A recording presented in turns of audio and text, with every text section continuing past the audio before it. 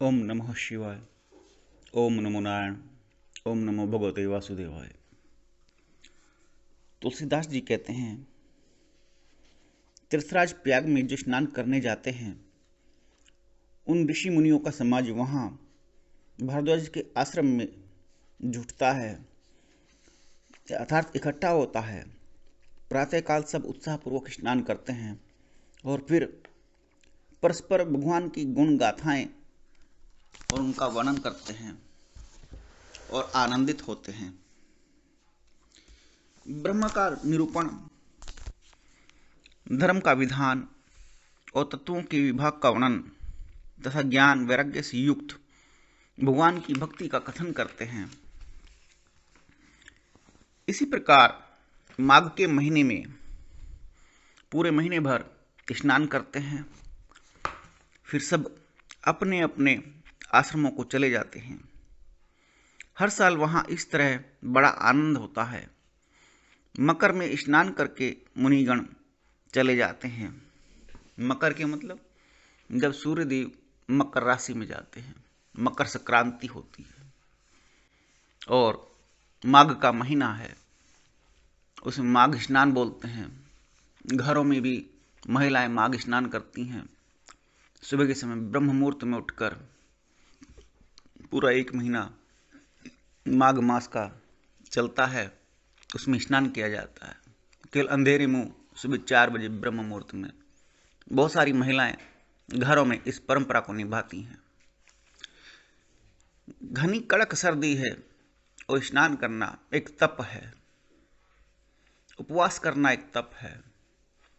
शरीर के स्वास्थ्य के अलावा ब्रह्म मुहूर्त में उठना कई प्रकार से आपके अंदर ऐसे हार्मोन्स डेवलप करता है जो शरीर के स्वास्थ्य के लिए, मन और मस्तिष्क के लिए आरोग्यवर्धक होते हैं, क्योंकि वो हार्मोन्स सूर्य के उत्पन्न होने के बाद कभी भी जन्म नहीं लेते।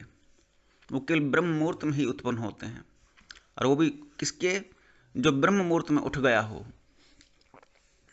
तो जो तपस्या करते हैं, जो ब्रह्मचारी हैं, जो माघ स्नान करते हैं, उनके जीवन में आरोग्य एक प्लस पॉइंट और बढ़ करके रहता है।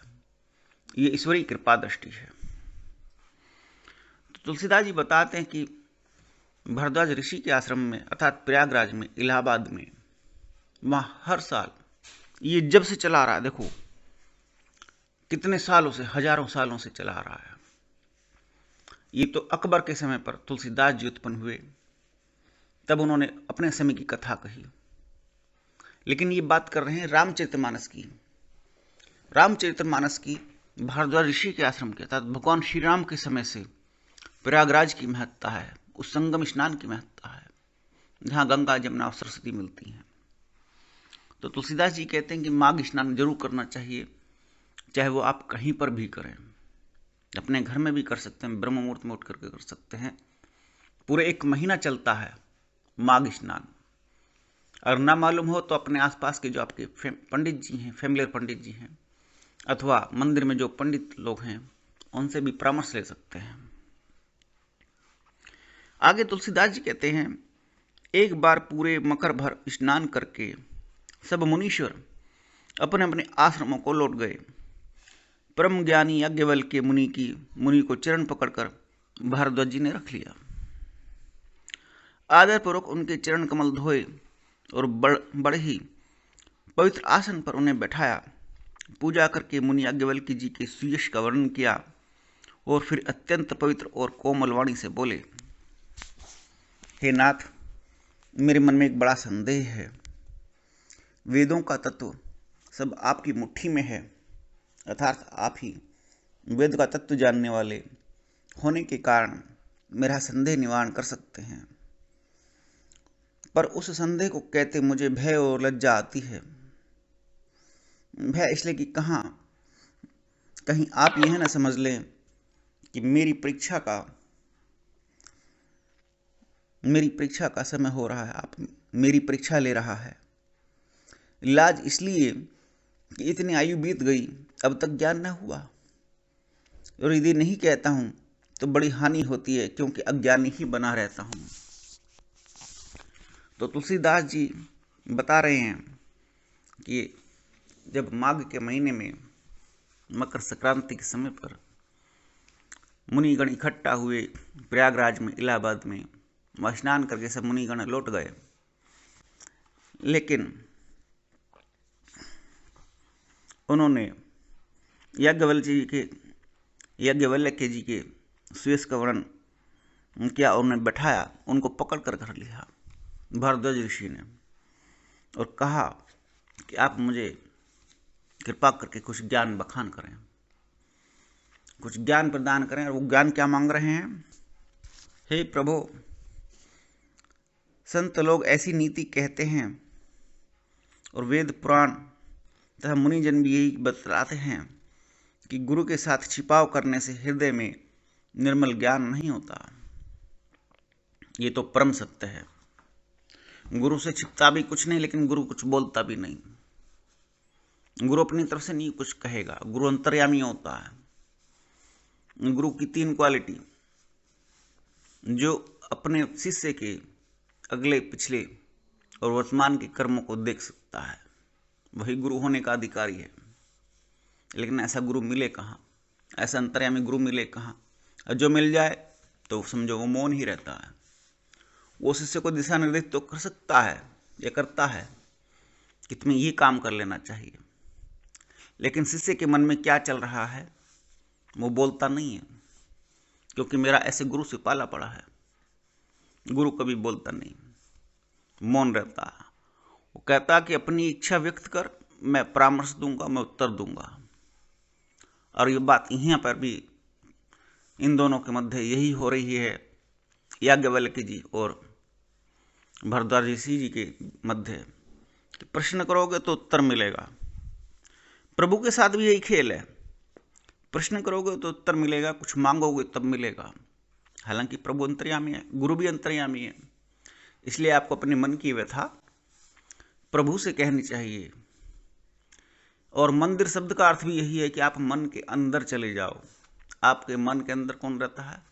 परमात्मा रहता है। जब आप अपने मन के अंदर उतरोगे तो आप अपनी बात परमात्मा से कह पाओगे। मूर्तियां तो एक माध्यम है, गुरु एक दिशा निर्देशक है। जाना और कहना तो तुम्हें ही है। तुम्हें ही अपने आप को परमात्मा को मिलाना है। समस्त सार यही है। और छोटी सी बात का अर्थ यही है जो तुलसीदास जी कहते हैं कि गुरु के साथ छिपाव करने से हृदय में निर्मल ज्ञान नहीं होता। जब आप अपने अंतस में ही नहीं बैठोगे तो कैसे अपने आप को सुन पाओगे? अपने आप को सुनना ही सर्वोपरि है। यही सोचकर मैं अपना ज्ञान प्रकट करता हूँ। हे नाथ, सेवक पर कृपा करके इस अज्ञान का नाश कीजिए। संतों, पुराणों और उपनिषदों ने राम नाम के असीम प्रभाव का वर्णन किया है। राम नाम हरि अनंत, हरि कथा अनंता। उसका जितना गुणगान किया जाए कम है, क्योंकि रामचरितमानस कलयुग की पापों को नष्ट करने वाली है। कल्याण स्वरूप ज्ञान और गुणों की राशि अविनाशी भगवान शंभु निरंतर राम नाम का जप करते रहते हैं। संसार में 4 जाति के जीव होते हैं। काशी में मरने से सभी को परम पद प्राप्त होते हैं। काशी एक मोक्ष का मार्ग कहा गया पूरी पृथ्वी पर। और एक ये बात भी सुनने को मिलती है कि काशी भगवान शिव के त्रिशूल की नोक पर टिकी हुई है। प्रलय काल में सब नगर, सब पृथ्वी पूरी डूब जाती है, केवल काशी ही बचती है। और वहाँ का गंगा जल घरों में नहीं लाया जाता काशी का, क्योंकि काशी मोक्ष नगरी है, शमशान घाट की नगरी है, ऐसी मान्यता है। इसलिए वहाँ का गंगा जल घरों में नहीं लाते। ऐसा देखने सुनने में आता है। हे मुनिराज, वह भी राम नाम की ही महिमा है, क्योंकि शिव जी महाराज दया करके काशी में मरने वाले जीव को राम नाम का ही उपदेश करते हैं। इसी से उनको परम पद मिलता है। हे प्रभु, मैं आपसे पूछता हूँ कि वे राम कौन हैं? हे कृपा निधान, मुझे समझा कर कहिए। एक राम तो अवध नरेश दशरथ जी के कुमार हैं। उनका चित्र सारा संसार जानता है। उन्होंने स्त्री के विरह में अपार दुख उठाया और क्रोध आने पर युद्ध में रावण को मार डाला। हे प्रभु, वही राम हैं या कोई और दूसरे हैं जिनको शिव जी जपते हैं? आप सत्य के धाम हैं और सब कुछ जानते हैं, ज्ञान विचार कर कहिए। ऐसा महसूस होता है कई बार कि भिन्न भिन्न प्रकार के चरित्रों में अर्थात लोगों ने माया के वशीभूत होकर के अपने अपने प्रश्न सामने वाले से कहे कि नर रूप में जो राम हैं, क्या वास्तव में भगवान हैं?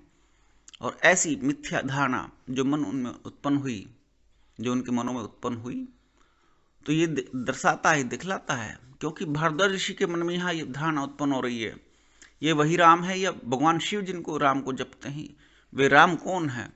दोनों में भेद क्या था? योग माया ने उनको घेर रखा है। भिन्न भिन्न चरित्रों को भिन्न भिन्न प्रकार से योग माया ने घेरा है।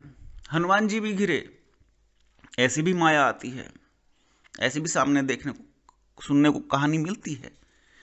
तो तुलसीदास जी इस योग माया से कैसे पर्दा हटता है पूरी रामचरितमानस में, यही कहना चाहते हैं। ओम नमो नारायण, ओम नमो भगवते वासुदेवाय, ओम नमो शिवाय।